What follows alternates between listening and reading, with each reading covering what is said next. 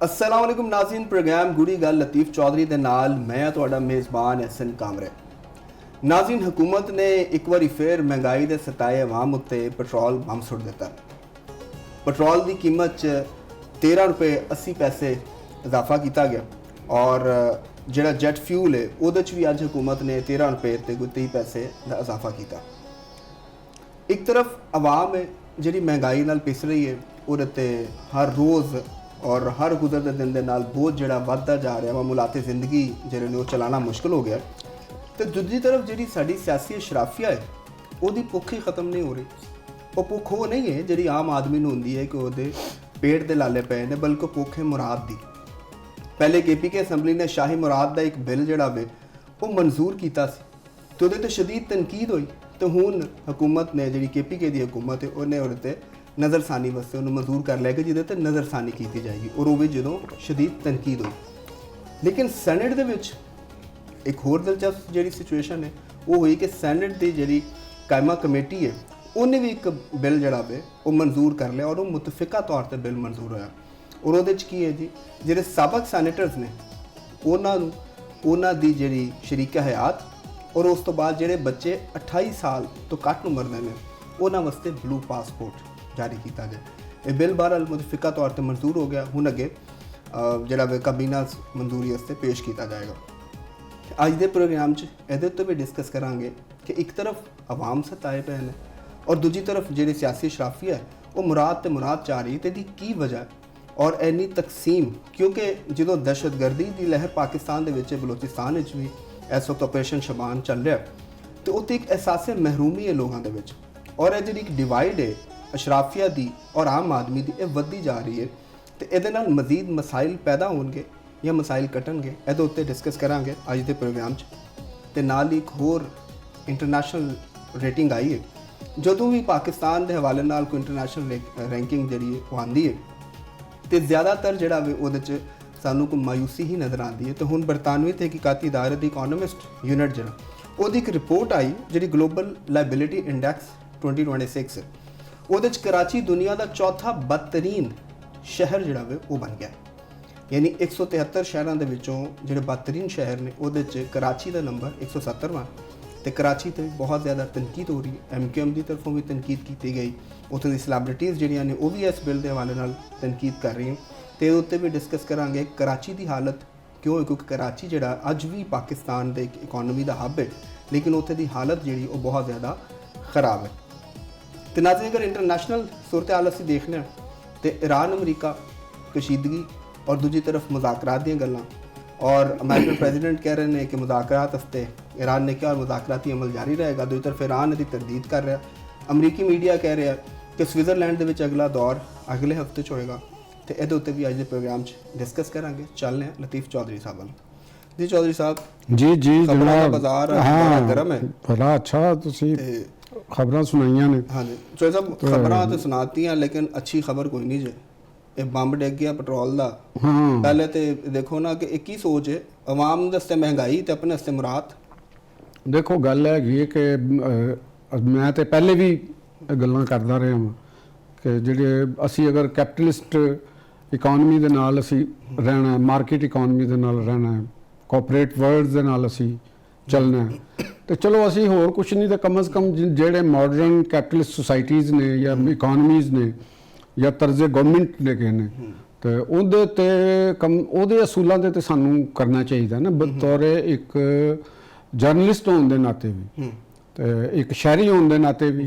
तो साडा यह तो कम अज़ कम एक फर्ज बनता और असी अपना फर्ज अदा भी कर रहे हैं कि जिहड़ी असी देखने यदा मतलब यह नहीं हुंदा जिहड़ी मैं गल कर रहा वां कि जो कुछ असी देख रहे हैं उहदी असी गल करिए। गल तो मुराद यह भी नहीं है कि इहदा कोई असी गौरमेंट दे उत्ते या पॉलिसी साज़ां दियां उत्ते असी बिला वजह की कोई तनकीद कर रहे हैं या कोई पॉइंट स्कोर कर रहे हैं या कोई ऐसी किसी बायसनेस के उत्ते असी गल कर रहे हैं, वो नहीं गल कर रहे हैं असी कि जिहड़ा एक फैक्चुअल एक गल है। देखो गल है वे कि गवर्नमेंट साडी है, असी किदों कहने हैं कि भी वो साडी नहीं, जो पाकिस्तान रूल कर रही है गवर्नमेंट तो साडी नुमाइंदा है, उन्होंने वोट पाए ने लोगों ने तो लेकिन असी साडा ये हक बनता है कि उस गवर्नमेंट नूं असी दसीए ਕਿ ਵੀ ਜਨਾਬ ਤੁਸੀਂ ਇੱਥੇ ਗਲਤ ਕਰ ਰਹੇ ਹੋ, ਜਿਹੜਾ ਤੁਹਾਨੂੰ ਇਹ ਨਹੀਂ ਕਰਨਾ ਚਾਹੀਦਾ। ਉਹ ਕੀ ਹੈ ਕਿ ਇੰਟਰਨੈਸ਼ਨਲ ਮਾਰਕੀਟ ਦੇ ਵਿੱਚ ਆਇਲ ਪ੍ਰਾਈਸਿਸ ਘਟੀਆਂ ਨੇ, ਯਾਨੀ ਜਿਹੜੀਆਂ ਤਿੰਨੋਂ ਹੀ ਕਰੂਡ ਆਇਲ ਮਾਰਕੀਟਸ ਦੇ ਰੇਟ ਜਿਹੜੇ ਨਿਕਲਦੇ ਨੇ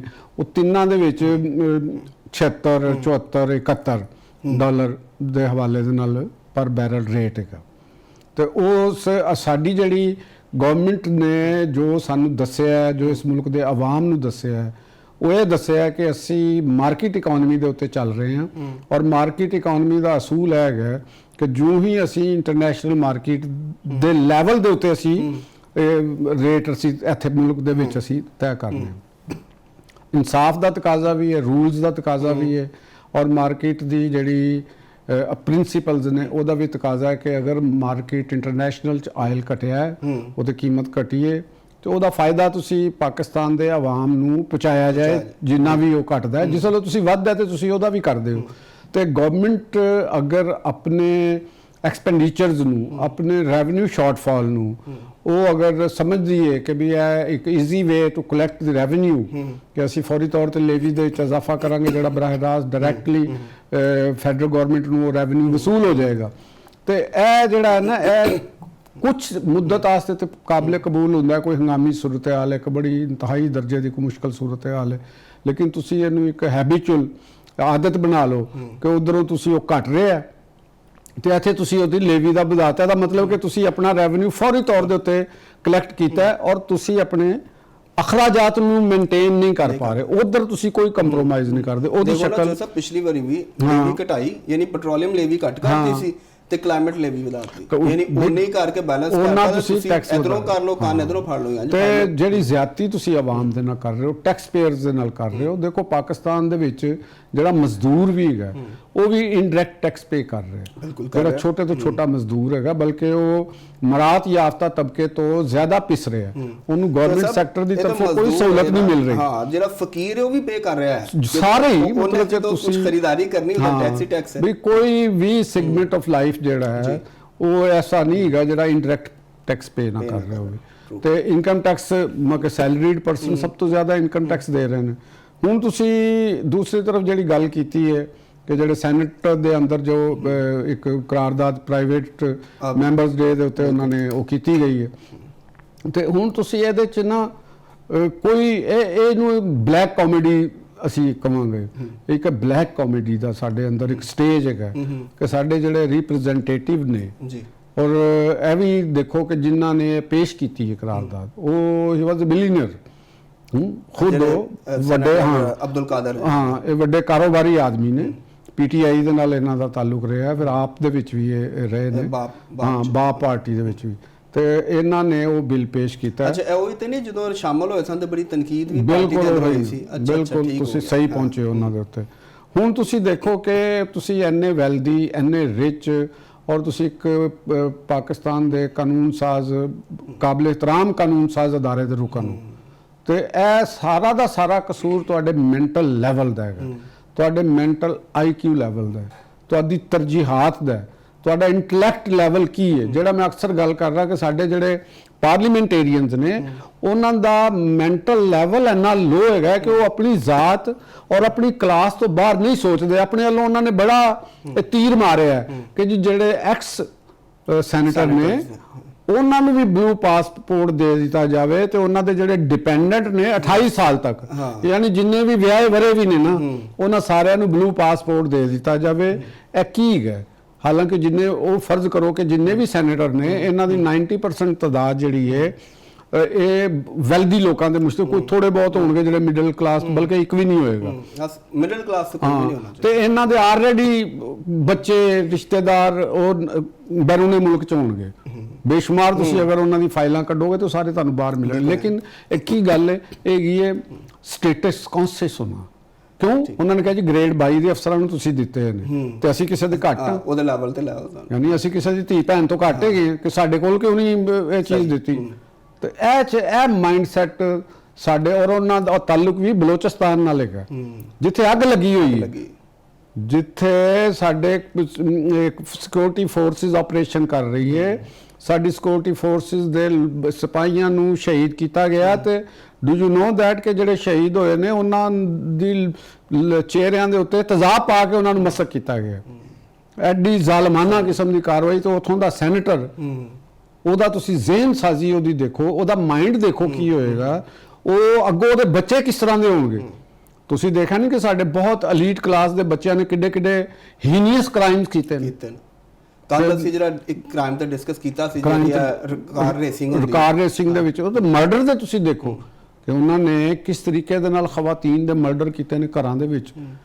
ਇਨਸਾਨ ਦੇ ਰੌਂਗਟੇ ਖੜੇ ਹੋ ਜਾਂਦੇ ਨੇ।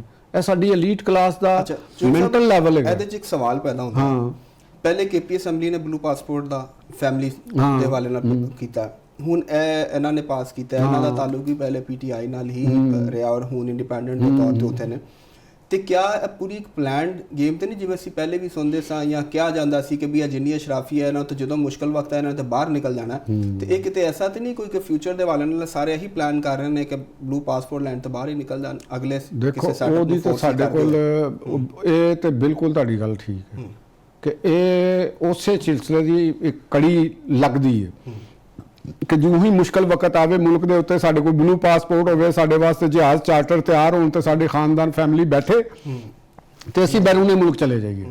ਔਰ ਇਹਨਾਂ ਦਾ ਯਾਨੀ ਇੱਥੋਂ ਤੁਸੀਂ ਇਹ ਮਾਈਂਡ ਦਾ ਲੈ ਸਕਦੇ ਹੋ ਕਿ ਇਹਨਾਂ ਲੋਕਾਂ ਦਾ ਇਸ ਮੁਲਕ ਦੇ ਨਾਲ, ਸਟੇਟ ਆਫ ਪਾਕਿਸਤਾਨ ਦੇ ਨਾਲ, ਆਪਣੇ ਆਵਾਮ ਦੇ ਨਾਲ ਔਰ ਜਿਸ ਜਗ੍ਹਾ ਤੇ ਰਹਿੰਦੇ ਨੇ ਉਸ ਇਲਾਕੇ ਦੇ ਨਾਲ ਇਹਨਾਂ ਦੀ ਕਿੰਨੀ ਕੁ ਤਰਜੀਹਾਤ ਨੇ, ਇਹਨਾਂ ਦੀ ਤਰਜੀਹਾਤ ਦੇ ਅੰਦਰ ਉਹ ਕਿਸ ਲੈਵਲ ਤੇ ਨੇ, ਔਰ ਇਹਨਾਂ ਦਾ ਡੈਮੋਕ੍ਰੇਸੀ ਦੇ ਨਾਲ ਕੀ ਤਾਲੁਕ ਹੈ, ਇਹ ਆਵਾਮ ਦੀ ਜਿਹੜੀ ਹਾਕਮੀਅਤ ਦੇ ਤਸੱਵਰ ਤੋਂ ਕਿੰਨਾ ਕੁ ਆਗਾਹ ਨੇ, ਇਹ ਕਾਨੂੰਨ ਸਾਜ਼ੀ ਦੇ ਅਮਲ ਤੋਂ ਕਿੰਨਾ ਕੁ ਆਗਾਹ ਨੇ। ਅਸੀਂ ਕਾਨੂੰਨ ਸਾਜ਼ੀ ਦੇ ਅਸੈਂਬਲੀਆਂ 'ਚ ਇਹਨਾਂ ਲੋਕਾਂ ਨੂੰ ਭੇਜਿਆ ਹੋਇਆ ਹੈ।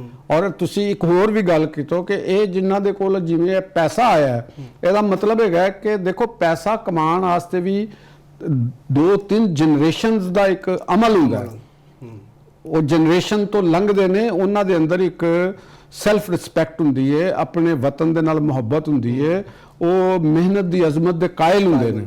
ਦੁਨੀਆ ਦੇ ਵਿੱਚ ਜਿੰਨੇ ਵੀ ਵੱਡੇ ਕਾਰੋਬਾਰੀ ਲੋਕ ਨੇ, ਉਹਨਾਂ ਦੀ ਅਸੀਂ ਅਮਲੀ ਜ਼ਿੰਦਗੀ ਨੂੰ ਜਦੋਂ ਦੇਖਦੇ ਹਾਂ ਤੇ ਉਹ ਸਾਨੂੰ ਡਾਊਨ ਟੂ ਅਰਥ ਨਜ਼ਰ ਆਉਂਦੇ ਨੇ, ਆਪਣੇ ਮੁਲਕ ਦੇ ਨਾਲ ਆਪਣੀ ਹਮਦਰਦੀ ਕਰਦੇ ਨੇ। ਈਵਨ ਇੰਡੀਆ ਦੇ ਤੁਹਾਨੂੰ ਬੇਸ਼ੁਮਾਰ ਉਥੋਂ ਦੇ ਕਾਰੋਬਾਰੀ ਲੱਗਣਗੇ ਜਿਹੜੇ ਕੱਪੜੇ ਵੀ ਮੇਡ ਇਨ ਇੰਡੀਆ ਪਹਿਨਦੇ ਨੇ, ਵਾਚਿਸ ਵੀ ਮੇਡ ਇਨ ਇੰਡੀਆ ਪਹਿਨਦੇ ਨੇ। ਹੁਣ ਤੁਸੀਂ ਦੇਖੋ ਨਾ ਕਿ ਮੇਰੇ ਵਰਗੇ ਬੰਦੇ ਨੇ ਵੀ ਪਾਕਿਸਤਾਨ ਦੀ ਵਾਚ ਨਹੀਂ ਕੀਤੀ ਪਾਈ।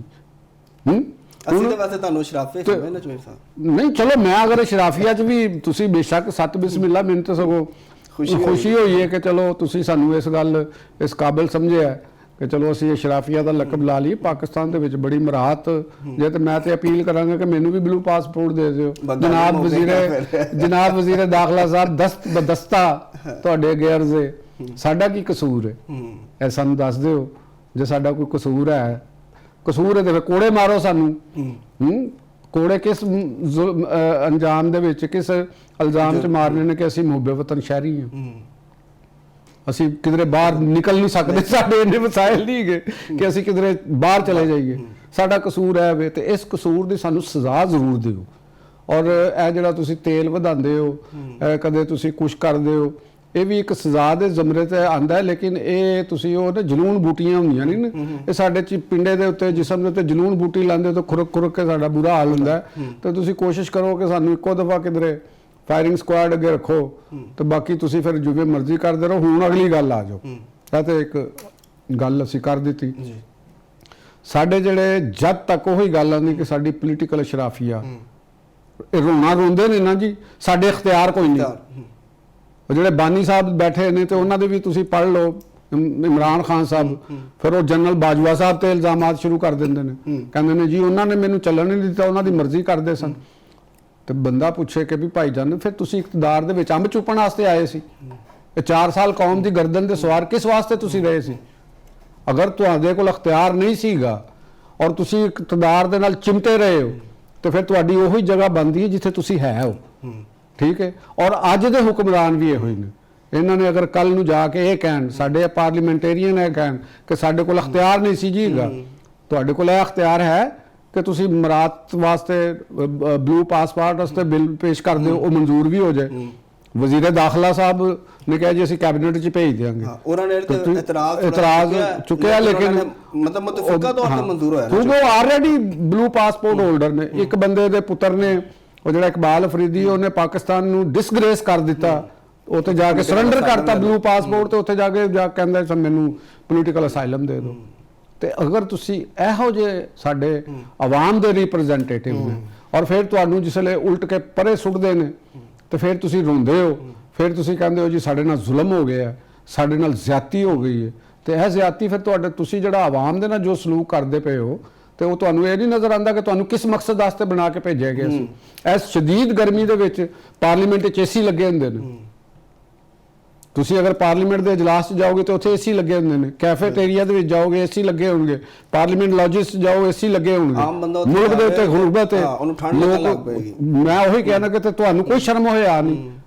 ਬਕੌਲ ख्वाजा आसफ ਦੇ ਕੁਝ ਸ਼ਰਮ ਹੋਤੀ ਹੈ, ਕੁਝ ਹਯਾ ਹੋਤੀ ਹੈ, ਤਾਂ ਫਿਰ ਤੁਸੀਂ ਕਿਸ ਕਿਸਮ ਦੀ ਜਮਹੂਰੀਅਤ? ਮੈਂ ਇਹ ਮੁਸਲਿਮ ਲੀਗ ਨੂਨ ਉਹਨਾਂ ਦੀ ਕਿਆਦਤ ਨੂੰ ਵੀ ਇਹ ਗੱਲ ਕਰਾਂਗਾ, ਔਰ ਪੀਪਲਸ ਪਾਰਟੀ ਦੀ ਕਿਆਦਤ ਨੂੰ ਵੀ ਗੱਲ ਕਰਾਂਗਾ, MKM ਦੀ ਕਿਆਦਤ ਨੂੰ ਵੀ, ਔਰ ਮੌਲਾਨਾ ਫਜ਼ਲੁਰ ਰਹਿਮਾਨ, ਜਿੰਨੇ ਵੀ ਇਹ ਲੋਕ ਨੇ, ਜਮਾਤ ਇਸਲਾਮੀ, ਉਰਲਮ ਪਰਲਮ, ਸਭ ਦਾ ਇਹ ਕਸੂਰ ਬਣਦਾ ਹੈ ਕਿ ਤੁਸੀਂ ਆਵਾਮ ਦੇ ਨਾਲ ਕੀ ਸਲੂਕ ਕਰਦੇ ਪਏ। ਆਵਾਮ ਦਾ ਕਸੂਰ ਹੈ ਕਿ ਉਹ ਤੁਹਾਡੇ ਨਾਲ ਫਾਲੋਅਰ ਨੇ, ਤੁਹਾਡੇ ਨਾਲ ਉਹ ਚੱਲਦੇ ਨੇ। ਔਰ KP ਅਸੈਂਬਲੀ ਵਾਲਿਆਂ ਨੇ ਵੀ ਮੁਲਕ ਤੁਹਾਡਾ ਸੂਬਾ ਗਰੀਬ ਤਰੀਨ ਸੂਬਾ ਹੈ, ਦਹਿਸ਼ਤਗਰਦੀ ਦੇ ਨਾਲ ਉੱਥੇ ਬੁਰੇ ਹਾਲ ਨੇ। ਤੁਸੀਂ ਕਹਿ ਸਾਰਿਆਂ ਵਾਸਤੇ ਕਹਿਤਾ ਜੀ ਬਲੂ ਪਾਸਪੋਰਟ ਦਿਓ, ਅੱਗੋਂ ਸਾਰੀਆਂ ਸੂਬਾਈ ਤੱਕ ਤੁਸੀਂ ਰਸਤਾ ਖੋਲ ਦਿੱਤਾ ਨਾ, ਸਾਰੀਆਂ ਸੂਬਾਈ ਅਸੈਂਬਲੀਆਂ ਕਰਨਗੀਆਂ। ਯਾਰ ਤੁਹਾਨੂੰ ਕੋਈ ਕਿਸੇ ਕਿਸਮ ਦਾ ਕੋਈ ਖੁਦਾ ਦਾ ਖੌਫ ਹੀ ਬੰਦਾ ਕਰ ਲੈਂਦਾ ਯਾਰ ਕਿ ਵੀ ਮੁਲਕ ਦੇ ਵਿੱਚ ਦੇਖੋ ਗਰੀਬ ਮੁਲਕ ਹੈਗਾ, ਉੱਥੇ ਦਹਿਸ਼ਤਗਰਦੀ ਦੇ ਨਾਲ ਲੋਕ ਭੁੱਖ ਨਾਲ ਖੁਦਕੁਸ਼ੀਆਂ ਕਰ ਰਹੇ ਨੇ, ਠੀਕ ਹੈ ਨਾ ਜੀ, ਤੇ ਬੱਚੇ ਲੋਕ ਆਪਣੇ ਮਾਰ ਰਹੇ ਨੇ, ਤੇ ਤੁਹਾਨੂੰ ਕੋਈ ਹਯਾ ਨਹੀਂ, ਕਿਸੇ ਕਿਸਮ ਦਾ ਕੋਈ ਤੁਹਾਨੂੰ ਖਿਆਲ ਨਹੀਂ। ਤੇ ਫਿਰ ਮੇਰਾ ਤੇ ਖਿਆਲ ਹੈ ਕਿ ਇਹਨਾਂ ਨੂੰ ਐਵੇਂ ਬਿਠਾਇਆ, ਇਹਨਾਂ ਨੂੰ ਘਰ ਭੇਜਣਾ ਚਾਹੀਦਾ। ਨਾ ਤੁਸੀਂ ਦਹਿਸ਼ਤਗਰਦੀ ਦੇ ਬਾਰੇ 'ਚ ਤੁਹਾਡਾ ਕੋਈ ਮੌਕਫ ਹੈ, ਨਾ ਇਕਨੋਮੀ ਦੇ ਬਾਰੇ 'ਚ ਤੁਹਾਡਾ ਕੋਈ ਮੌਕਫ ਹੈ, ਨਾ ਖਾਰਜਾ ਪਾਲਿਸੀ ਦੇ ਉੱਤੇ ਤੁਹਾਡਾ ਕੋਈ ਸਟੈਂਡ ਹੈ, ਕੋਈ ਕਿਸੇ ਕਿਸਮ ਦਾ ਕੋਈ ਤੁਹਾਡਾ ਸਟੈਂਡ ਨਹੀਂ। ਤੇ ਫਿਰ ਤੁਹਾਡੇ ਤੇ ਇੰਨੀ ਅਮਰਾਤ ਕਿਉਂ ਵਾਏ? ਇਹ ਤਾਂ ਸਾਹਿਬ ਮੈਨੂੰ ਲੱਗਦਾ ਕਿ ਸਿਰਫ ਸਿਆਸਤ ਚਾਹੀ ਆਪਣੀ ਵੈਲਫੇਅਰ ਵਾਸਤੇ ਨੇ, ਬਸ ਵੈਲਫੇਅਰ ਟੋਰ ਟੱਪਾ ਜਾਂ ਬੈਰੂਨੇ ਮੁਲਕ ਚਲੇ ਗਏ। ਕਿਹੜਾ ਅੱਜ ਜੇ ਗ੍ਰੇਡ 22 ਤੱਕ ਦਾ ਅਫਸਰ ਜੱਜਿਸ, ਜਿੰਨੇ ਵੀ ਜੱਜਿਸ ਨੇ, ਦੱਸੋ ਮੈਨੂੰ ਕਿ ਸਭ ਦੀਆਂ ਔਲਾਦਾਂ ਬਾਹਰ ਨੇ, ਬਿਊਰੋਕਰੇਟ ਸਭ ਦੇ ਬਾਹਰ ਨੇ, ਸਿਆਸਤਦਾਨ ਜਿੰਨੇ ਨੇ ਬਲੂ ਪਾਸਪੋਰਟ ਮਿਲ ਚੁੱਕੇ ਨੇ ਸਾਰਿਆਂ ਨੂੰ, ਇਹ ਬੱਚੇ ਸਾਰਿਆਂ ਦੇ ਯੂਰਪ ਵਿੱਚ ਬਾਹਰ ਨੇ। ਤੇ ਅਗਰ ਤੁਸੀਂ ਸਾਰੇ ਬਾਹਰ ਹੋ ਤੇ ਫਿਰ ਇਸ ਮੁਲਕ ਤੇ ਤੁਹਾਡਾ ਰੂਲ ਕਰਨ ਦਾ ਤੇ ਕੋਈ ਹੱਕ ਨਹੀਂ ਬਣਦਾ ਨਾ, ਕਿ ਬਣਦਾ? ਤੁਸੀਂ ਖੁਦ ਹੀ ਦੱਸੋ। ਕੋਈ ਨਹੀਂ ਬਣਦਾ ਜੀ ਸਾਹਿਬ, ਲੇਕਿਨ ਉਹ ਰੂਲ ਹੀ ਕਰ ਰਹੇ ਨਾ, ਕਿਉਂਕਿ ਜਮਹੂਰੀਅਤ ਜਿਹੜੀ ਤੇ ਇਹ ਰੂਲ ਨੂੰ ਅਸੀਂ ਫਿਰ ਨੌਬਾਦੀਆਤੀ ਰੂਲ ਹੀ ਕਹਿ ਸਕਨੇ ਆ ਨਾ। ਇਹ ਇੱਕ ਇਹਦਾ ਮਤਲਬ ਹੈਗਾ ਕਿ ਅੰਗਰੇਜ਼ ਦਾ ਰਾਜ ਖਤਮ ਨਹੀਂ ਹੋਇਆ, ਗੋਰੇ ਚਲੇ ਗਏ, ਲੇਕਿਨ ਫਿਰ ਬਲਕਿ ਇਸਤਿਸਾਲ ਵੱਧ ਗਿਆ, ਇਸਤਿਸਾਲ ਵੱਧ ਗਿਆ। ਗੋਰੇ ਨੇ ਤੇ ਚਲੋ ਇੱਥੇ ਕੋਈ ਯੂਨੀਵਰਸਿਟੀਆਂ ਬਣਾ ਦਿੱਤੀਆਂ, ਤੁਹਾਨੂੰ ਕੋਈ ਕਿਧਰੇ ਰੇਲਵੇ ਲਾਈਨਾਂ ਵਿਛਾ ਦਿੱਤੀਆਂ, ਮਹਿਕਮਾ ਡਾਕ ਉਹਨਾਂ ਨੇ ਤੁਹਾਨੂੰ ਬਣਾ ਕੇ ਦੇ ਦਿੱਤਾ, ਉਹਨਾਂ ਨੇ ਨਹਿਰਾਂ ਬਣਾ ਕੇ ਦੇ ਦਿੱਤੀਆਂ। ਤੁਸੀਂ ਕੀ ਦਿੱਤਾ? ਦਹਿਸ਼ਤਗਰਦੀ। ਸਰਦਾਰ, ਇਹ ਜਿਹੜੇ ਸਰਦਾਰ ਨੇ ਪਹਿਲੇ ਸਲਾਮ ਕਰਦੇ ਸਨ, DC ਜਿਹੜਾ ਗੋਰਾ ਹੁੰਦਾ ਸੀ ਨਾ, ਤੇ ਉਹਨੂੰ ਸਲਾਮ ਕਰਦੇ ਸਨ। ਤਾਰੀਖ ਵਿੱਚ ਪੜ੍ਹਿਆ ਪਿਆ ਬਲੋਚ ਸਰਦਾਰਾਂ ਦਾ, ਰਾਬਰਟ ਸੈਂਡਮੈਨ ਦੇ ਨਾਲ, ਉਹਨਾਂ ਦੀ ਬੇਟੀ ਦੇ ਹਵਾਲੇ ਦੇ ਨਾਲ ਜਿਹੜਾ ਵਾਕਿਆਤ ਦਰਜ ਨੇ, ਤੇ ਇਹ ਬਲੋਚ ਸਰਦਾਰਾਂ ਨੂੰ ਇਹ ਪੜ੍ਹਾਉਣੇ ਚਾਹੀਦੇ ਨੇ ਕਿ ਉਦੋਂ ਬਲੋਚ ਸਰਦਾਰਾਂ ਦਾ ਕੀ ਰੋਲ ਸੀ ਅੰਗਰੇਜ਼ ਦੇ ਨਾਲ। ਤੇ KP ਦੇ ਅੰਦਰ ਅੱਜ ਵੀ ਤੁਸੀਂ ਵਜ਼ੀਰਿਸਤਾਨ 'ਚ ਚਲੇ ਜਾਓ, ਉੱਥੇ ਸੰਗੇ ਮੀਲ ਲੱਗੇ ਨੇ, ਅੰਗਰੇਜ਼ ਦੇ ਦੌਰ ਦੇ ਅੱਜ ਵੀ ਲੱਗੇ ਨੇ, ਜਿਹੜੇ ਆਪਣੇ ਆਪ ਨੂੰ ਕਹਿੰਦੇ ਨੇ ਜੀ ਅਸੀਂ ਬੜੇ ਹੁਰੀਅਤ ਪਸੰਦ ਸੀ, ਅਸੀਂ ਕਦੇ ਕਿਸੇ ਦੇ ਨਹੀਂ ਆਏ। ਅਚਕਜ਼ਈ ਸਾਹਿਬ ਹੋਰਾਂ ਨੂੰ ਇਹ ਮਸ਼ਰ ਨੇ, ਤੇ ਮਸ਼ਰ ਇਹਨਾਂ ਨੂੰ ਪੁੱਛੋ ਕਿ ਇਹ ਨਿਜ਼ਾਮ ਕਿਹਨੇ ਬਣਾਇਆ? ਅੰਗਰੇਜ਼ ਨੇ ਬਣਾਇਆ ਨਾ। ਅੱਜ ਵੀ ਤੁਸੀਂ ਆਪਣੇ ਆਪ ਨੂੰ ਮਸ਼ਰ, ਮਹਿਮੂਦ ਖਾਂ, ਅਚਕਜ਼ਈ ਕਹਾਉਂਦੇ ਹੋ। ਇਹ ਤੁਸੀਂ ਕਾਹਦੇ ਮਸ਼ਰ ਹੋ? ਮੱਛਰ ਹੋ ਜਾਂ ਮਸ਼ਰ ਹੋ? ਚਲੋ ਠੀਕ ਹੋ ਗਿਆ ਸਾਹਿਬ। ਮੈਂ ਦੁੱਖ ਜਿਹੜਾ ਵੇ ਇਸ ਤੇ ਪੂਰੀ ਆਵਾਮ ਦਾ ਦੁੱਖ ਹੈ, ਤੇ ਮਜ਼ੀਦ ਗੱਲਬਾਤ ਜਿਹੜੀ ਜਾਰੀ ਰਹੇਗੀ। ਨਾਜ਼ਰੀਨ, ਪ੍ਰੋਗਰਾਮ 'ਚ ਵਕਤ ਹੈ ਇੱਕ ਬ੍ਰੇਕ ਦਾ। ਬ੍ਰੇਕ ਤੋਂ ਬਾਅਦ ਜਦੋਂ ਵਾਪਸ ਆਵਾਂਗੇ ਤੇ ਕਰਾਚੀ ਦੀ ਸੂਰਤ ਹਾਲ ਉੱਤੇ ਗੱਲ ਕਰਾਂਗੇ। ਕਰਾਚੀ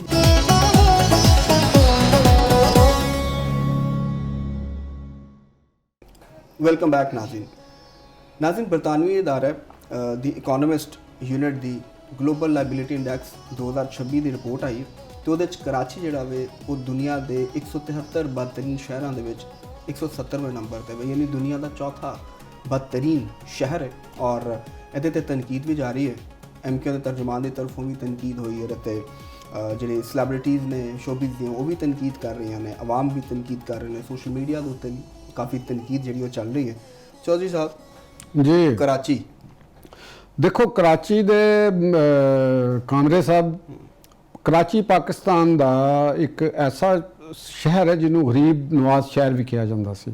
ਮੈਨੂੰ ਯਾਦ ਹੈਗਾ ਕਿ ਪੰਜਾਬ ਦੇ ਵਿੱਚੋਂ ਜਿਹੜੇ ਲੋਕ ਸਨ ਉਹ ਇੱਥੋਂ ਲਾਹੌਰ ਤੋਂ ਜਿਹੜਾ ਨੌਜਵਾਨ ਸਨ ਨਾ, ਕਿ ਵਿਹਲਾ ਕੰਮ ਨਹੀਂ ਮਿਲਦਾ, ਇਹ ਮੈਂ ਆਪਣੇ ਸਕੂਲ ਏਜ ਦੇ ਜ਼ਮਾਨੇ ਦੀ ਗੱਲ ਕਰ ਰਿਹਾ ਹਾਂ, ਉਦੋਂ ਕਰਾਚੀ 'ਚ ਅਮਨ ਸੀ ਜ਼ਰਾ, ਤੇ ਅਗਰ ਕੋਈ ਖਰਾਬ ਵੀ ਹਾਲਾਤ ਸਨ ਤੇ ਉਹ ਹੋਰ ਤਰੀਕੇ ਦੇ ਸਨ, ਕਿਸੇ ਦੇ ਕੋਲ ਕੋਈ ਕੰਮ ਨਹੀਂ, ਕਰਾਚੀ ਦੇ ਵਿੱਚ ਕੋਈ ਬੰਦੇ ਨੂੰ ਜਾਣਦਾ ਨਹੀਂ,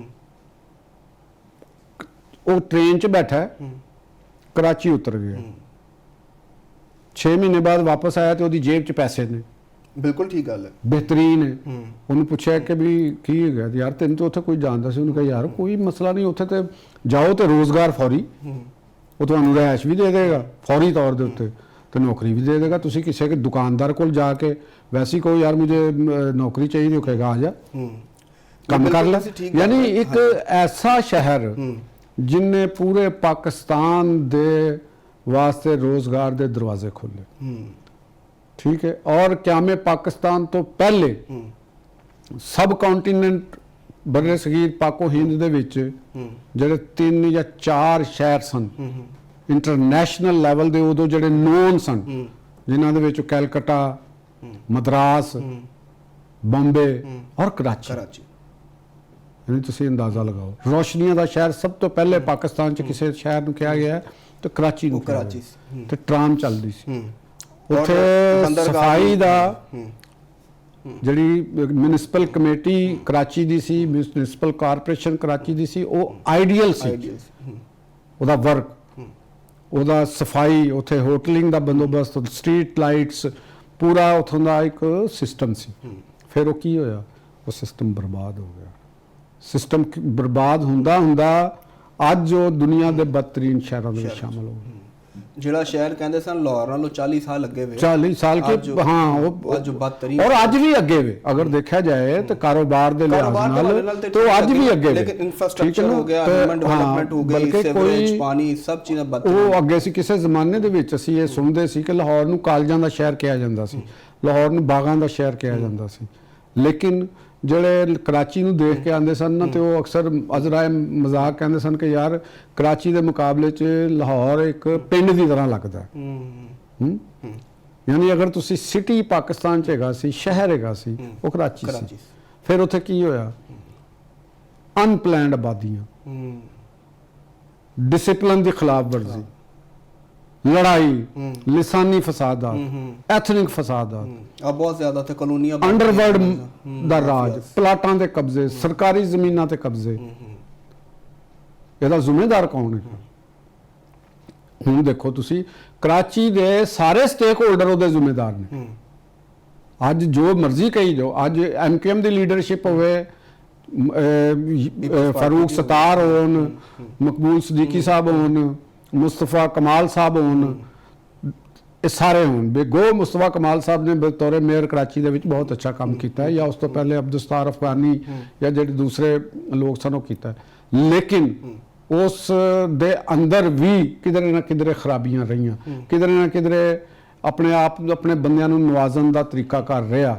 ਮੁਲਕ ਦੀਆਂ ਕਰਾਚੀ ਦੀਆਂ ਯੂਨੀਵਰਸਿਟੀਆਂ ਦੇ ਅੰਦਰ ਗਰੋਹਬੰਦੀ ਤਨਜ਼ੀਮਾਂ ਬਣਾਈਆਂ ਗਈਆਂ, ਤਲਬਾ ਨੂੰ ਆਪਸ ਵਿੱਚ ਲੜਾ ਦਿੱਤਾ ਗਿਆ, ਕਮਿਊਨਿਟੀ ਨੂੰ ਆਪਸ ਵਿੱਚ ਲੜਾਇਆ ਗਿਆ। ਇਹ ਕਿਸੇ ਨੇ ਨਹੀਂ ਲੜਾਇਆ, ਇਹ ਐਕਸਕਿਊਜ਼ ਨੇ, ਐਸਕੇਪ ਗੋਡ ਕਿਸੇ ਨੂੰ ਬਣਾਉਣਾ ਕਿ ਹਮਾਰੇ ਖਿਲਾਫ ਸਾਜ਼ਿਸ਼ ਕੀਤੀ, ਸਾਡੇ ਖਿਲਾਫ ਕਿਸੇ ਨੇ ਸਾਜ਼ਿਸ਼ ਕਰਤੀ, ਇਹ ਐਕਸਕਿਊਜ਼ ਨਹੀਂ। ਤੁਸੀਂ ਖੁਦ ਉਹਦੇ ਜ਼ਿੰਮੇਦਾਰ ਹੋ। ਕੋਈ ਇੱਕ ਦੌਰ ਸੀ ਕਰਾਚੀ ਦੇ ਅੰਦਰ ਜਿਹੜੇ ਲੋਕ ਸਨ, ਜਿਵੇਂ ਮਤਲਬ ਕਮਿਊਨਿਸਟ ਪਾਰਟੀ ਦੇ ਫਤਿਹਯਾਬ ਅਲੀ ਖਾਨ ਸਾਹਿਬ ਸਨ, ਨਫੀਸ ਸਦੀਕੀ ਸਾਹਿਬ ਸ਼ਾਇਦ ਹੁਣ ਵੀ ਸ਼ਾਇਦ ਮੌਜੂਦ ਹੋਣ, ਰਈਸ ਅਮਰੋਹਵੀ ਸਾਹਿਬ ਸਨ, ਤਮਾਮ ਉੱਤਰ ਇਖਤਲਾਫਾਤ ਉਹਨਾਂ ਨਾਲ ਮੈਨੂੰ ਇਖਤਲਾਫਾਤ ਨੇ। ਹੋਰ ਬਹੁਤ ਉੱਥੇ ਇਲਮੀ ਸ਼ਖਸੀਆਤ ਸਨ ਉਰਦੂ ਸਪੀਕਿੰਗ ਗਰੁੱਪ ਦੇ ਅੰਦਰ, ਔਰ ਐਸੇ ਤਰੀਕੇ ਦੇ ਨਾਲ ਹੀ ਦੀਗਰ ਲੋਕਾਂ ਦਾ ਵੀ। ਤੇ ਲੇਕਿਨ ਅੱਜ ਕੀ ਹੋਇਆ, ਇਹਦਾ ਮਤਲਬ ਹੈ ਕਿ ਅਸੀਂ ਸਾਡੀ ਪੋਲੀਟੀਕਲ ਕਿਆਦਤ ਚਾਹੇ ਉਹ ਸ਼ਹਿਰੀ ਲੈਵਲ ਦੀ ਹੈ, ਉਹ ਲਾਈਕ ਪਿਗਮੀਜ਼, ਉਹ ਬਦਲਦੇ ਹੋਏ ਤਕਾਜ਼ਿਆਂ ਨੂੰ ਨਹੀਂ ਸਮਝ ਸਕੀ। ਉਹ ਐਥਨੀਸਿਟੀ ਦੇ ਲੈਂਗੁਇਸਟਿਕਸ ਪ੍ਰੋਬਲਮ ਦੇ ਵਿੱਚ ਤੰਗ ਨਜ਼ਰੀ ਦਾ ਸ਼ਿਕਾਰ ਹੋਈ, ਔਰ ਤੰਗ ਨਜ਼ਰੀ ਦੇ ਸ਼ਿਕਾਰ ਦੇ ਵਿੱਚ ਉਹਨਾਂ ਦਾ ਡਿਵੈਲਪਮੈਂਟ ਦਾ ਚਲਾ ਗਿਆ। ਸਰਕਾਰੀ ਅਦਾਰਿਆਂ ਦੇ ਵਿੱਚ ਬੇਤਹਾਸ਼ਾ ਭਰਤੀਆਂ ਕਰਤੀਆਂ ਗਈਆਂ, ਆਪਣੀ ਮਰਜ਼ੀ ਦੇ ਗੈਂਗ ਬਣਾਏ ਗਏ ਤਾਂ ਕਿ ਦੂਸਰਿਆਂ ਤੇ ਅਟੈਕ ਕੀਤੇ ਜਾ ਸਕਣ। ਠੀਕ ਹੋ ਗਿਆ ਜੀ। ਐਨ ਜੀ ਮਤਲਬ ਕਿ ਉਹ ਅੱਜ ਕਰਾਚੀ ਇੱਕ ਨਾਕਾਬਲੇ ਹੱਲ ਸ਼ਹਿਰ ਬਣ ਗਿਆ। ਅੱਜ ਵੀ ਸਾਰੇ ਸਟੇਕ ਹੋਲਡਰ ਕਿਸੇ ਇੱਕ ਹੱਲ ਤੇ ਮੁਤਫਿਕ ਨਹੀਂ ਗਏ। ਠੀਕ ਹੈ ਨਾ ਜੀ। ਕਰਾਚੀ ਦੀ ਬਹਾਲੀ ਇਸ ਤੇ ਗੱਲ ਹੁੰਦੀ ਆ, ਪਿਛਲੇ ਦਿਨਾਂ ਵੀ ਆ ਰਿਹਾ ਸੀ ਕਿ ਉਹਨੂੰ ਵਫਾਕ ਦੇ ਜ਼ੇਰ ਇੰਤਜ਼ਾਮ ਕਰ ਦਿੱਤਾ ਜਾਵੇ ਤਾਂ ਕਿ ਠੀਕ ਹੋ, ਫਿਰ ਸਭ ਤਨਕੀਦ ਸ਼ੁਰੂ ਕਰ ਦਿੰਦੇ ਨੇ, ਹਾਲਾਂਕਿ ਇਹੀ ਸਾਰੇ ਸਟੇਕ ਹੋਲਡਰ ਉਹਦੀ ਬਰਬਾਦੀ ਦੇ ਜ਼ਿੰਮੇਦਾਰ ਨੇ। ਉਹਦੇ ਦੇਖੋ ਤਾਂ ਕੁਝ ਜਿਹੜੇ ਕੌਮ ਪ੍ਰਸਤ ਨੇ ਉਹਨਾਂ ਦੀ ਇੱਕ ਆਪਣੀ ਪੋਲੀਟੀਕਲ ਸਰਵਾਈਵਲ ਹੁੰਦੀ ਜਾਂ ਆਪਣਾ ਉਹਨਾਂ ਦਾ ਇੱਕ ਨਜ਼ਰੀਆ ਹੋਏਗਾ। ਅਸੀਂ ਉਹਨਾਂ ਨੂੰ ਵੀ ਗਲਤ ਨਹੀਂ ਕਹਿੰਦੇ, ਪੀਪਲਸ ਪਾਰਟੀ ਦਾ। ਲੇਕਿਨ ਮਸਲਾ ਕੀ ਹੁੰਦਾ ਹੈ ਕਿ ਸਾਰੇ ਲੋਕ ਆਪਣੇ ਆਪਣੇ ਵੋਟ ਬੈਂਕ ਨੂੰ ਖੁਸ਼ ਕਰ ਰਹੇ ਹੁੰਦੇ ਨੇ। ਉਸ ਵੋਟ ਬੈਂਕ ਦੀ ਖੁਸ਼ੀ ਦੇ ਉਹਨੂੰ ਕੰਟਰੋਲ 'ਚ ਰੱਖਣ ਵਾਸਤੇ MQM ਇੱਕ ਪਖਤੂਨ ਵੋਟ ਬੈਂਕ ਉੱਥੇ ਅਲੱਗ ਬਣ ਗਿਆ। ਅਫਗਾਨ ਮਹਾਜਰਾਂ ਦੀ ਇੱਕ ਬੇਤਹਾਸ਼ਾ ਤਾਦਾਦ ਉੱਥੇ, ਔਰ ਉਹਨਾਂ ਨੂੰ ਐਡਜਸਟ ਕਰਨ ਵਾਸਤੇ ਜਿਹੜੇ ਸਾਡੇ ਇਲਾਕਿਆਂ ਦੇ ਪਖਤੂਨ ਬੈਲਟ ਸੀ ਉਹਨਾਂ ਨੇ ਉਹਨਾਂ ਦਾ ਸਾਥ ਦੇਣਾ ਸ਼ੁਰੂ ਕਰਤਾ। ਯਾਨੀ ਜਿਹੜੇ ਆਪਣੇ ਤੁਸੀਂ ਬੈਠੇ ਹੋ, ਜਿਵੇਂ ਅਸੀਂ ਇੱਥੇ ਪੰਜਾਬ ਦੇ ਵਿੱਚ ਬੈਠੇ ਹਾਂ ਤੇ ਅਸੀਂ ਈਸਟ ਪੰਜਾਬ ਦੇ ਲੋਕਾਂ ਨੂੰ ਇੱਥੇ ਉਹਨਾਂ ਦਾ ਸਾਥ ਦੇਣਾ ਸ਼ੁਰੂ ਕਰ ਦਈਏ ਤੇ ਇੱਥੇ ਲੈ ਆਈਏ, ਤਾਂ ਇਹਦਾ ਮਤਲਬ ਕੀ ਹੋਏਗਾ? ਐਟ ਦੀ ਐਂਡ ਸਾਡਾ ਇਹ ਪੰਜਾਬ ਵੀ ਉਹ ਬੋਝ ਬਰਦਾਸ਼ਤ ਕਰਨ ਦੇ ਕਾਬਿਲ ਨਹੀਂ ਰਹੇਗਾ, ਕੋਲੈਪਸ ਹੋ ਜਾਏਗਾ। ਠੀਕ ਹੋ ਗਿਆ। ਅੱਜ ਰਿਜ਼ਲਟ ਸਾਡੇ ਕਰਾਚੀ ਦੇ ਵਿੱਚ ਇਹੋ ਹੀ ਹੈ, ਔਰ ਅੱਜ ਵੀ ਸਬਕ ਨਹੀਂ ਸਿੱਖ ਰਹੇ। ਅੱਜ ਕਰਾਚੀ ਦਾ ਮੈਂ ਤੁਹਾਨੂੰ ਅੱਜ ਇਹ ਗੱਲ ਕਹਿਣਾ ਚਾਹ ਰਿਹਾ ਹਾਂ ਕਿ ਅੱਜ ਕਰਾਚੀ ਦੇ ਵਿੱਚ ਆਇਆ ਲਾਹੌਰ ਵੀ ਉਸੇ ਸਮਝ 'ਚ ਜਾ ਰਿਹਾ। ਟਰੂ। ਇੱਥੇ ਵੀ ਅਨਪਲਾਨਡ ਆਬਾਦੀਆਂ, ਪਾਣੀ ਥੱਲੇ ਜਾ ਰਿਹਾ ਹੈ। ਇੱਥੇ ਤੁਹਾਨੂੰ ਪੀਣ ਦਾ ਪਾਣੀ ਨਹੀਂ ਲੱਭਣਾ ਆਫਟਰ 10 ਇਅਰਸ ਜੋ ਕਰਾਚੀ ਦਾ। ਲੇਕਿਨ ਕਰਾਚੀ ਨੂੰ ਤੁਸੀਂ ਅੱਜ ਵੀ ਬਚਾ ਸਕਦੇ ਹੋ। ਇਹਦੇ 'ਚ ਫੈਡਰਲ ਗਵਰਨਮੈਂਟ ਦਾ ਵੀ ਕੰਮ ਹੈ, ਸਾਡੇ ਸਟੇਕ ਹੋਲਡਰ ਦਾ ਵੀ ਕੰਮ ਹੈ। ਕਰਾਚੀ ਦੇ ਵਾਸਤੇ ਤੁਸੀਂ, ਮੈਂ ਇਸ ਹੱਕ ਦੇ ਵਿੱਚ ਹੈਗਾ ਕਿ ਉੱਥੋਂ ਦਾ ਤੁਸੀਂ ਇੱਕ ਅਲੱਗ ਸਿਸਟਮ ਨੂੰ ਬਣਾ ਲਓ ਜਿਸ ਤਰ੍ਹਾਂ ਬੰਬੇ ਦੇ ਵਿੱਚ ਬਣਿਆ ਹੈ। ਜਿਹੜੇ ਵੱਡੇ ਸ਼ਹਿਰ ਕਰਾਚੀ ਸਿੰਧ ਦੇ ਕੌਮ ਪ੍ਰਸਤਾਂ ਨੂੰ ਵੀ ਸੋਚਣਾ ਚਾਹੀਦਾ ਹੈ ਕਿ ਗੱਲ ਕਰਾਚੀ ਸਿੰਧ ਤੋਂ ਕਿਧਰੇ ਨਹੀਂ ਜਾਂਦਾ, ਉਹ ਇੱਥੇ ਹੀ ਰਹਿਣਾ, ਉਹਨੇ ਕਿੱਥੇ ਚਲੇ ਜਾਣਾ। ਤੇ ਲੇਕਿਨ ਕਰਾਚੀ ਦੇ ਅੰਦਰ ਜਿਸ ਤਰ੍ਹਾਂ ਦੀ ਮਸਾਇਲ ਨੇ ਉਹਨੂੰ ਹੱਲ ਕਰਨ ਵਾਸਤੇ ਇੱਕ ਅਲੱਗ ਤੋਂ ਬਾਡੀ ਦਾ ਔਰ ਬਾਖਤਿਆਰ ਬਾਡੀ ਦੀ ਜ਼ਰੂਰਤ ਹੈਗੀ। ਸਰ ਪੂਰੀ ਦੁਨੀਆ 'ਚ ਇਸ ਤਰ੍ਹਾਂ ਹੁੰਦਾ ਹੈ, ਵੱਡੀ ਮੈਟਰੋਪੋਲੀਟਨ ਸਿਟੀ ਦਾ ਨਿਜ਼ਾਮ ਅਲੱਗ ਹੈ ਬਾਕੀ। ਬਲਕਿ ਮੈਂ ਤਾਂ ਇਹ ਕਹਾਂਗਾ ਕਿ ਜਿਸ ਤਰ੍ਹਾਂ ਇਸਲਾਮਾਬਾਦ ਕੈਪੀਟਲ ਸਿਟੀ ਤੁਸੀਂ ਬਣਾਇਆ ਹੋਇਆ, ਜਿਸ ਤਰ੍ਹਾਂ ਦੀ ਉੱਥੇ ਵਾਟਰ ਕ੍ਰਾਈਸਿਸ, ਤੁਸੀਂ ਕੈਪੀਟਲ ਸਿਟੀ ਨੂੰ ਦੁਬਾਰਾ ਕਰਾਚੀ 'ਚ ਵੀ ਲਿਜਾ ਸਕਦੇ ਹੋ। ਕਰਾਚੀ ਸਾਡੇ ਵਾਸਤੇ ਇੱਕ ਸੇਫ ਸਿਟੀ ਹੈ, ਪਾਕਿਸਤਾਨ ਵਾਸਤੇ ਸੇਫ ਸਿਟੀ ਹੈ। ਅਸੀਂ ਉੱਥੋਂ ਬਲੋਚਿਸਤਾਨ ਦੇ ਵਿੱਚ ਵੀ ਫੌਰੀ ਤਵੱਜਾ ਦਿੱਤੀ ਜਾ ਸਕਦੀ ਹੈ, ਪੰਜਾਬ ਦੀ ਤਰਫ ਵੀ ਫੌਰੀ ਤਵੱਜਾ ਦਿੱਤੀ ਜਾ ਸਕਦੀ ਹੈ, ਔਰ ਕਰਾਚੀ ਦਾ ਇੱਕ ਇਨਫਰਾਸਟ੍ਰਕਚਰ ਨੂੰ ਬਿਹਤਰ ਕਰਾਉਣ ਵਾਸਤੇ ਵੀ। ਔਰ ਇਹਦਾ ਰਿਜ਼ਲਟ ਇਹ ਨਿਕਲੇਗਾ ਕਿ ਨਾ ਕਿਸੇ ਸਿੰਧੀ ਕੌਮ ਪ੍ਰਸਤ ਨੂੰ ਇਤਰਾਜ਼ ਹੋਏਗਾ, ਨਾ ਕਿਸੇ ਉਰਦੂ ਸਪੀਕਿੰਗ ਨੂੰ ਇਤਰਾਜ਼ ਹੋਏਗਾ, ਨਾ ਕਿਸੇ ਪੰਜਾਬੀ ਨੂੰ ਇਤਰਾਜ਼ ਹੋਏਗਾ, ਨਾ ਕਿਸੇ ਦੂਸਰੇ ਗਰੁੱਪ ਨੂੰ ਇਤਰਾਜ਼ ਹੋਏਗਾ। ਤੇ ਕਰਾਚੀ ਦੇ ਹਵਾਲੇ ਦੇ ਨਾਲ ਕੋਈ ਇਹਨਾਂ ਨੂੰ ਪਲਾਨ ਕਰਨਾ ਪਏਗਾ ਕਿ ਦੂਸਰੀ ਜਿਹੜੀ ਉੱਥੇ ਦੂਸਰੇ ਸੂਬਿਆਂ ਤੋਂ ਜਿਹੜੇ ਲੋਕ ਜਾ ਰਹੇ ਨੇ ਬੜੀ ਵੱਡੀ ਤਾਦਾਦ ਵਿੱਚ, ਉਹਨਾਂ ਦਾ ਵੀ ਕੋਈ ਕਾਰਡ ਸਿਸਟਮ ਕਰਨ ਤਾਂ ਕਿ ਸ਼ਨਾਖਤ ਹੋਵੇ ਔਰ ਅਫਗਾਨ ਮਹਾਜਰੀਨ ਨੂੰ ਉੱਥੋਂ ਕੱਢੇ ਜਾਣ। ਅਫਗਾਨ ਮਹਾਜਰੀਨ ਦੀ ਡੈਡਲਾਈਨ ਇਸ ਮਾਮਲੇ ਦੇ ਵਿੱਚ ਤੁਸੀਂ ਕਿਸੇ ਕਿਸਮ ਦਾ ਕੰਪਰੋਮਾਈਜ਼ ਨਾ ਕਰੋ। ਅਫਗਾਨ ਮਹਾਜਰਾਂ ਨੂੰ ਇੱਥੋਂ ਹਰ ਸੂਰਤ ਵਿੱਚ ਵਾਪਸ ਜਾਣਾ ਚਾਹੀਦਾ। ਅਗਰ ਤੁਸੀਂ ਪਾਕਿਸਤਾਨ ਨੂੰ ਬਚਾਉਣਾ ਚਾਹੁੰਦੇ ਹੋ, ਪਾਕਿਸਤਾਨ 'ਚ ਹਾਰਮਨੀ ਰੱਖਣਾ ਚਾਹੁੰਦੇ ਹੋ, ਪਾਕਿਸਤਾਨ ਦੇ ਵੱਡੇ ਸ਼ਹਿਰਾਂ ਨੂੰ ਬਚਾਉਣਾ ਚਾਹੁੰਦੇ ਹੋ, ਇਸ ਤੋਂ ਬਗੈਰ ਕੋਈ ਚਾਰਾ ਨਹੀਂ ਜਾਏਗਾ। ਠੀਕ, ਇਹੋ ਹੀ ਮੇਰਾ ਤੇ ਚਲੋ ਠੀਕ ਹੋਗਾ ਸਰ। ਨਾਜ਼ਰੀਨ प्रोग्राम वक्त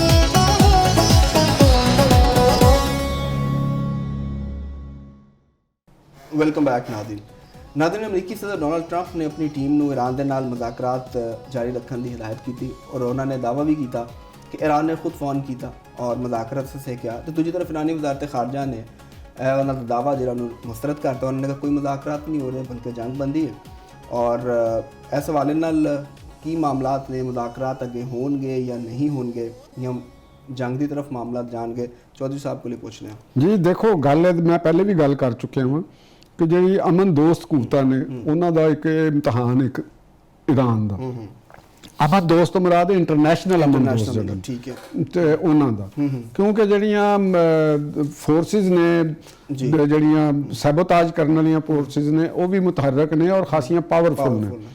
ਕੋਈ ਨਜ਼ਰੀਆਤੀ ਬੁਨਿਆਦਾਂ ਦੇ ਉੱਤੇ ਹੈ ਵੇ ਬਿਲਡ ਉਹਨਾਂ ਦੀ ਕਿਸੇ ਵੀ ਨਜ਼ਰੀਏ ਦੇ ਉੱਤੇ ਅਗਰ ਤੁਹਾਡੀ ਬਿਲਡ ਅਪ ਹੈਗੀ ਹੈ ਔਰ ਤੁਸੀਂ ਉਸ ਨਜ਼ਰੀਏ ਦੇ ਵਿੱਚ ਬੜੇ ਕਟਰੀਅਤ ਤੁਹਾਡੇ ਅੰਦਰ ਹੈਗੀ ਹੈ, ਤਾਂ ਫਿਰ ਤੁਸੀਂ ਸੋਚਦੇ ਘੱਟ ਹੋ, ਕੌਨਸੀਕੁਐਂਸਿਸ ਤੁਹਾਡੀ ਨਜ਼ਰ 'ਚ ਨਹੀਂ ਹੁੰਦੇ। ਤੁਹਾਡੀ ਨਜ਼ਰ ਦੇ ਵਿੱਚ ਸਿਰਫ ਆਪਣੀ ਉਸ ਗੱਲ ਹੁੰਦੀ ਕਿ ਅਸੀਂ ਉਹਨੂੰ ਗੱਲ ਨੂੰ ਵਿਆਹਣਾ, ਠੀਕ ਹੈ ਨਾ। ਤੇ ਦੂਸਰੀ ਤਰਫ ਜਿਹੜੇ ਦੂਸਰੀਆਂ ਫੋਰਸਿਸ ਨੇ ਉਹ ਵੀ ਉਹ ਚਾਹੁੰਦੀਆਂ ਨੇ ਉਹਨਾਂ ਦੇ ਜਿਹੜੇ ਅਗਰ ਅਜ਼ਾਇਮ ਪੂਰੇ ਨਹੀਂ ਹੋ ਰਹੇ ਤੇ ਉਹ ਵੀ ਉਹਦੇ ਅੰਦਰ ਨੇ। ਤੇ ਜਿੱਥੋਂ ਤੱਕ ਗੱਲ ਹੈ ਅਮਨ ਦੋਸਤ ਕੁਵਤਾਂ ਦੀ, ਜਿਸ ਤਰ੍ਹਾਂ ਕਿ ਕਤਰ ਦੇ ਲੋਕ ਉੱਥੇ ਫੌਰੀ ਤੌਰ ਤੇ ਪਹੁੰਚੇ ਔਰ ਇੱਕ ਉਮੀਦ ਅਫਜ਼ਾ ਗੱਲ ਆਈ ਕਿ ਟੈਕਨੀਕਲ ਮੁਜ਼ਾਕਰਾਤ ਉਹ ਜਾਰੀ ਨੇ ਉਹ ਪਾਕਿਸਤਾਨ ਰੋਲ ਪਲੇ ਕਰ ਰਿਹਾ, ਮਿਸਰ ਵੀ ਕਰ ਰਿਹਾ। ਦੇਖੋ ਇਹ ਅਮਨ ਦੋਸਤ ਕੁਵਤਾਂ ਨੇ, ਅਸੀਂ ਤੇ ਚਾਹੁੰਦੇ ਹਾਂ ਕਿ ਵੀ ਇਹ ਕੋਈ ਨਾ ਕੋਈ ਗੱਲ ਹੋ ਜਾਵੇ। ਔਰ ਦੂਸਰੀ ਤਰਫ ਜਿਹੜੀ ਈਰਾਨ ਦੇ ਅੰਦਰ ਜਿਹੜਾ ਇੱਕ ਸਾਨੂੰ ਰੱਦ ਅਮਲ ਨਜ਼ਰ ਆਉਂਦਾ ਹੈ, ਈਰਾਨੀ ਰਜੀਮ ਦੇ ਮੁਖਤਲਿਫ ਸੈਕਟਰ ਨੇ ਜਿਹੜੇ ਉਹਨਾਂ ਨੇ ਹੁਣ UAE ਨੂੰ ਵੀ ਸ਼ਦੀਦ ਧਮਕੀ ਦਿੱਤੀ ਹੈ। ਤੇ ਉਧਰੋਂ ਫਿਰ ਨਾਲ ਹੀ ਉਹਨਾਂ ਦੇ ਰਹਿਬਰ ਆਲਾ ਦੀ ਤਰਫੋਂ ਵੀ ਇੱਕ ਮੈਸੇਜ ਚੱਲ ਰਿਹਾ ਜੀ ਅਸੀਂ ਇੰਤਕਾਮ ਲਿੱਤਾ ਜਾਏਗਾ।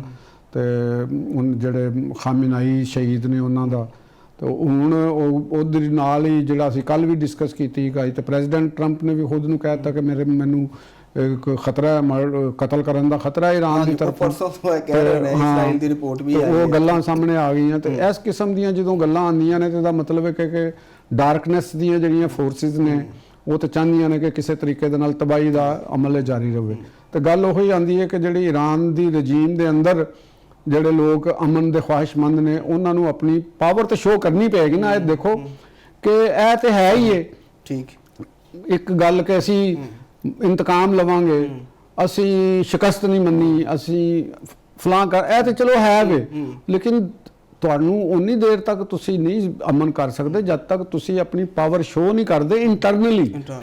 ਕਿ ਇੰਟਰਨਲ ਦੇ ਜਿਹੜੇ ਈਰਾਨ ਦੇ ਇੰਟਰਨਲ ਅਫੇਅਰ ਨੇ, ਜਿਹੜੇ ਮੁਜ਼ਾਕਰਾਤ ਦਾ ਹਾਮੀ ਗਰੁੱਪ ਹੈਗਾ, ਉਹ ਆਪਣੇ ਉਹਨਾਂ ਦੇ ਉੱਤੇ ਕੰਟਰੋਲ ਨੂੰ ਸਾਬਤ ਜਦ ਤੱਕ ਨਹੀਂ ਕਰੇਗਾ ਉਨੀ ਦੇਰ ਤੱਕ ਇਹ ਕੰਮ ਨਹੀਂ ਹੋਏਗਾ। ਅਗਰ ਦੇਖੋ ਬਾਜ਼ ਲੋਕ ਕਹਿਣਗੇ ਕਿ ਇਹ ਪਤਾ ਨਹੀਂ ਕੀ ਗੱਲ ਕਰ ਰਿਹਾ, ਦੇਖੋ ਜਿਹੜੀ ਅਮਰੀਕਾ ਦੀ ਤਰਫੋਂ ਮੁਜ਼ਾਕਰਾਤ ਕਰ ਰਹੇ ਨੇ ਉਹ ਸਾਡੇ ਸਾਹਮਣੇ, ਉੱਥੇ ਕੋਈ ਇੰਟਰਨਲ ਇਹ ਨਹੀਂ ਹੈਗਾ ਕਿ ਕੋਈ ਸੈਬੋਤਾਜ ਕਰ ਰਿਹਾ, ਉੱਥੇ ਜੋ ਟਰੰਪ ਨੇ ਕਹਿਣਾ, ਜੋ ਉਹਨਾਂ ਦੀ ਟੀਮ ਕਰ ਰਹੀ, ਉਹ ਸਾਹਮਣੇ ਬੈਠੇ ਨੇ, ਠੀਕ ਹੈ ਨਾ।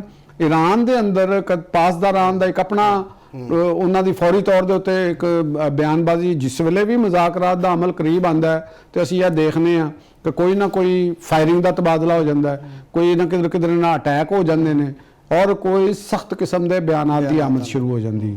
ਔਰ ਯਾਦ ਇਹ ਵੀ ਮੈਂ ਤੁਹਾਨੂੰ ਕਹਿਣਾ ਚਾਹਾਂਗਾ ਕਿ ਜਿਹੜਾ ਈਰਾਨ ਦੇ ਅੰਦਰ ਇੱਕ ਲਿਬਰਲ ਡਾਇਸਪੋਰਾ ਹੈ, ਪੁਰਾਣੇ ਈਰਾਨ ਦੇ ਅੰਦਰ ਜਿਹੜੇ ਹਿਜ਼ਬ ਤੂਦਾ ਦੇ ਜਿਹੜੇ ਲੋਕ ਨੇ, ਜਿਹੜੇ ਬੈਰੂਨੇ ਮੁਲਕ ਫਰਾਰ ਨੇ, ਉਹ ਵੀ ਮੌਜੂਦਾ ਰਜੀਮ ਦੇ ਹੱਕ 'ਚ ਨਹੀਂ ਹੈਗੇ। ਇੰਜ ਜਿਹੜੇ ਮੁਜਾਹਿਦੀਨ ਖਲਕ ਨੇ, ਮਰੀਮ ਰਜਵੀ ਉਹਨਾਂ ਦੀ ਅੱਜ ਕੱਲ ਉਹ ਲੀਡਰ ਹੈਗੀ ਹੈ, ਉਹ ਵੀ ਇਸ ਰਜੀਮ ਦੇ ਹੱਕ 'ਚ ਨਹੀਂ ਹੈਗੇ। ਇੰਜ ਸ਼ਾਹ ਈਰਾਨ, ਸਾਬਕ ਸ਼ਾਹ ਈਰਾਨ ਦੇ ਜਿਹੜੇ ਸਾਹਿਬਜ਼ਾਦੇ ਨੇ, ਉਹਨਾਂ ਦਾ ਵੀ ਬਹੁਤ ਜ਼ਿਆਦਾ ਸਖਤ ਰੱਦ ਅਮਲ ਆਇਆ ਜਿਹੜੇ ਰੀਸੈਂਟ ਇਵੈਂਟ ਹੋਏ ਨੇ, ਤੇ ਉਹ ਵੀ ਨਹੀਂ ਚਾਹੁੰਦੇ। ਲਿਹਾਜ਼ਾ ਦੇਖਿਆ ਜਾਏ ਤੇ ਇਹ ਬਹੁਤ ਹੀ ਇੱਕ ਕੰਪਲੈਕਸ ਤੇ ਮੁਸ਼ਕਲ ਸੂਰਤ ਹਾਲ ਹੈ ਔਰ ਪਾਕਿਸਤਾਨ ਵਾਸਤੇ ਤੇ ਬਹੁਤ ਮੁਸ਼ਕਲ ਹੈ, ਕਿਉਂਕਿ ਅਸੀਂ ਅਫਗਾਨਿਸਤਾਨ ਦੇ ਵਿੱਚ, ਉੱਥੇ ਬਲੋਚਿਸਤਾਨ ਦੇ ਵਿੱਚ ਈਰਾਨ ਦੇ ਬਾਰਡਰ ਦੇ ਨਾਲ ਔਰ ਅਫਗਾਨਿਸਤਾਨ ਦੇ ਬਾਰਡਰ ਦੇ ਨਾਲ ਦੇਖੋ ਨਾ ਸਾਡੇ ਵਾਸਤੇ ਕਿੰਨੇ ਮਸਾਇਲ ਪੈਦਾ ਹੋਏ ਨੇ। ਦਹਿਸ਼ਤਗਰਦੀ ਤੇ ਐਡਾ ਵੱਡਾ ਏਰੀਆ ਜਿਹੜਾ ਹੈ ਉਹਦੇ ਅੰਦਰ ਇੱਕ, ਅਗਰ ਖੁਦਾ ਨਾ ਖਾਸਤਾ ਅਫਗਾਨਿਸਤਾਨ ਤੇ ਅੱਗੇ ਹੀ ਇੱਕ ਐਸੀ ਸਰਜ਼ਮੀਨ ਹੈ ਜਿਹਦੇ ਕੋਈ ਰੂਲ ਨਹੀਂ ਹੈਗਾ, ਕੋਈ ਕਾਨੂੰਨ ਨਹੀਂ ਹੈਗਾ, ਜਿੱਥੇ ਮਰਜ਼ੀ ਗੈਂਗਸਟਰ ਫਿਰਨ ਡੇ ਨੇ। ਤੇ ਅਗਰ ਕੋਈ ਈਰਾਨ ਦੇ ਅੰਦਰ ਵੀ ਇਹੋ ਜਿਹਾ ਕੋਈ ਮਿਸਹੈਪ ਹੋ ਗਿਆ ਤੇ ਇਰਦ ਗਿਰਦ ਦੇ ਮੁਲਕਾਂ ਵਾਸਤੇ ਬਹੁਤ ਵੱਡੇ ਮਸਾਇਲ ਪੈਦਾ ਹੋ ਜਾਣਗੇ। ਤੇ ਇਸ ਵਾਸਤੇ ਮੇਰਾ ਖਿਆਲ ਹੈਗਾ ਕਿ ਅਮਨ ਫੋਰਸਿਸ ਨੂੰ ਮੌਕਾ ਮਿਲਣਾ ਚਾਹੀਦਾ ਹੈ ਔਰ ਉਹਨਾਂ ਨੂੰ ਆਪਣੀ ਮਸਲ ਸ਼ੋਅ ਕਰਨੇ ਚਾਹੀਦੇ ਨੇ ਤਾਂ ਕਿ ਜਲਦ ਤੋਂ ਜਲਦ ਇਸ ਮਾਮਲੇ ਨੂੰ ਲਪੇਟਿਆ ਜਾਏ। ਠੀਕ ਹੈ ਬੱਚਾ ਸਾਹਿਬ, ਸਾਡੀ ਵੀ ਖਾਹਿਸ਼ ਵੀ ਹੈ, ਦੁਆ ਵੀ ਕਿ ਇਹ ਮਾਮਲਾਤ ਜਿਹੜੇ ਨੇ ਅਮਨ ਦੀ ਤਰਫ ਹੀ ਜਾਣ ਔਰ ਸਕੂਨ ਹੋਵੇ ਇਸ ਖਿੱਤੇ ਦੇ ਵਿੱਚ। ਤੇ ਅੱਜ ਕੀ ਪੈਗਾਮ ਦੇ ਰਹੇ ਹੋ ਸਾਡੇ ਨਾਜ਼ਰੀਨ ਨੂੰ? ਕਾਮਰੇ ਸਾਹਿਬ, ਅੱਜ ਦਾ ਪੈਗਾਮ ਲੋਕਾਂ ਵਾਸਤੇ ਵੀ ਇਹ ਹੈਗਾ ਕਿ ਤੁਸੀਂ ਖਬਰਾਂ ਪੜ੍ਹੀਆਂ ਹੋਣੀਆਂ ਨੇ ਕਿ ਲਾਹੌਰ ਦੇ ਵਿੱਚ ਪਾਣੀ, ਜ਼ੇਰੇ ਜ਼ਮੀਨ ਮਿੱਠਾ ਪਾਣੀ ਜਿਹਨੂੰ ਪੀਣ ਵਾਲਾ ਪਾਣੀ ਕਹਿੰਦੇ ਆ, ਉਹਦੀ ਸਤ੍ਹਾ ਬਹੁਤ ਥੱਲੇ ਜਾ ਰਹੀ ਹੈ, ਖਤਰਨਾਕ ਔਰ ਬੜੀ ਤੇਜ਼ੀ ਨਾਲ ਥੱਲੇ ਜਾ ਰਹੀ ਹੈ। ਔਰ ਮਾਹਿਰੀਨ ਨੇ ਖਬਰਦਾਰ ਕੀਤਾ, ਵੈਸੇ ਤੇ ਬਰਸਾਂ ਤੋਂ ਕਰਦੇ ਆ ਰਹੇ ਨੇ ਤੇ ਲੇਕਿਨ ਹੁਣ ਉਹ ਮੁਸਲਸਲ ਫਿਰ ਤੁਹਾਨੂੰ ਵਾਰਨਿੰਗ ਕਰ ਰਹੇ ਨੇ ਕਿ ਅਗਰ ਅਸੀਂ ਕੋਈ ਇਹਦਾ ਕੋਈ ਬੰਦੋਬਸਤ ਨਾ ਕੀਤਾ, ਜ਼ਮੀਨ 'ਚੋਂ ਜਿੰਨਾ ਪਾਣੀ ਅਸੀਂ ਕੱਢ ਰਹੇ ਹਾਂ ਉਸ ਹਿਸਾਬ ਨਾਲ ਉਹਨੂੰ ਫਿਲਟਰ ਅੰਦਰ ਨਹੀਂ ਕੀਤਾ ਜਾਏਗਾ ਤੇ ਆਉਣ ਵਾਲੇ ਚੰਦ ਸਾਲਾਂ ਦੇ ਵਿੱਚ ਇੱਥੇ ਪਾਣੀ ਮਿਲਣਾ ਮੁਸ਼ਕਲ ਹੋ ਜਾਏਗਾ, ਠੀਕ ਹੈ ਨਾ। ਔਰ ਨਕਲ ਮਕਾਨੀ ਦਾ ਖਤਰਾ ਪੈਦਾ ਹੋ ਸਕਦਾ। ਕਹਿੰਦੇ ਨੇ ਕਰਾਚੀ ਵਾਲੀ ਸੂਰਤ ਹਾਲ ਪੈਦਾ ਹੋ ਸਕਦੀ ਹੈ। ਕਰਾਚੀ 'ਚ ਤੇ ਚਲੋ ਫਿਰ ਉੱਥੇ ਤੇ ਸਮੁੰਦਰ, ਉੱਥੋਂ ਦੇ ਨਾਹਲੀ ਦੀ ਵਜ੍ਹਾ ਨਾਲ ਪਾਣੀ ਦੀ ਕਮੀ ਹੈ, ਵਰਨਾ ਤੇ ਸਮੁੰਦਰ ਨੂੰ ਟ੍ਰੀਟ ਕਰਕੇ ਫੌਰੀ ਪਾਣੀ, ਸਾਡੇ ਤੇ ਦਰਿਆ ਵੀ ਸੁੱਕੇ ਪਏ ਨੇ। ਠੀਕ ਹੈ ਨਾ ਜੀ। ਤੇ ਲਿਹਾਜ਼ਾ ਪਾਕਿਸਤਾਨ ਦੇ ਜਿਹੜੇ ਪੰਜਾਬ ਦੇ ਲਾਹੌਰ ਦੇ ਜਿਹੜੇ ਆਵਾਮ ਨੇ, ਖਾਸ ਤੌਰ ਤੇ ਅਹਿਲੇ ਇਲਮ ਦਾ ਤਬਕਾ ਹੈ, ਉਹ ਇਸ ਖਤਰੇ ਨੂੰ ਸਮਝਣ ਔਰ ਆਪਣੇ ਮਾਮਲਾਤ ਦੇ ਔਰ ਪਾਣੀ ਦੇ ਜ਼ਿਆ ਨੂੰ ਜਿੰਨਾ ਹੋ ਸਕਣ ਉਹਨਾਂ ਰੋਕਣ ਔਰ ਪਾਣੀ ਨੂੰ ਬਚਾਉਣ। ਕਿਉਂਕਿ ਇਹ ਪਾਣੀ ਅਗਰ ਥੱਲੇ ਚਲਾ ਗਿਆ ਤਾਂ ਦੁਨੀਆ ਦੇ ਵਿੱਚ ਬਹੁਤ ਤਹਿਜ਼ੀਬਾਂ ਦੀ ਤਬਾਹੀ ਜਿਹੜੀ ਹੋਈ ਹੈ, ਵੀਰਾਨੀ ਜਿਹੜੀ ਹੋਈ, ਉਹ ਪਾਣੀ ਦੀ ਕਮੀ ਦੀ ਵਜ੍ਹਾ ਨਾਲ ਹੋਈ ਹੈ। ਜੋ ਸਾਹਿਬ ਬੜੀ ਅਲਾਰਮਿੰਗ ਸਿਚੁਏਸ਼ਨ ਹੈ ਔਰ ਤੁਸੀਂ ਬੜਾ ਬਿਹਤਰੀਨ ਮੈਸੇਜ ਦਿੱਤਾ ਤੇ ਜਿਹੜੇ ਹਕੂਮਤ ਨੇ ਕਵਾਨੀਨ ਵੀ ਬਣਾਏ ਨੇ ਸਾਫ਼ ਪਾਣੀ ਦੇ ਜ਼ਿਆ ਨੂੰ ਰੋਕਣ ਵਾਸਤੇ, ਉਹਦੇ ਉੱਤੇ ਵੀ ਅਮਲ ਦਰਾਮਦ ਜਿਹੜਾ ਵੇ ਉਹ ਹੋਣਾ ਚਾਹੀਦਾ। ਕਾਨੂੰਨ ਬਣਾਉਣ ਵਿੱਚ ਤੇ ਅੱਛੇ ਨੇ, ਲੇਕਿਨ ਅਗਰ ਅਮਲ ਦਰਾਮਦ ਨਹੀਂ ਹੋਏਗਾ ਤਾਂ ਉਹਦਾ ਫਾਇਦਾ ਕੋਈ ਨਹੀਂ ਤੇ ਆਵਾਮ ਨੂੰ ਵੀ ਆਪਣਾ ਕਿਰਦਾਰ ਜਿਹੜਾ ਵੇ ਉਹ ਅਦਾ ਕਰਨਾ ਚਾਹੀਦਾ। ਨਾਜ਼ਰੀਨ, ਪ੍ਰੋਗਰਾਮ ਦਾ ਵਕਤ ਹੋ ਗਿਆ ਖਤਮ। ਸਾਨੂੰ ਤਾਂ ਸਾਡੀ ਪੂਰੀ ਟੀਮ ਨੂੰ ਦਿਓ ਇਜਾਜ਼ਤ। ਹੁਣ ਹਾਜ਼ਰ ਹੋਵਾਂਗੇ ਅਗਲੇ ਜੁਮੇਰਾਤ ਤੇ ਕਰਾਂਗੇ ਗੂੜੀ ਗੱਲ ਲਤੀਫ ਚੌਧਰੀ ਦੇ ਨਾਲ।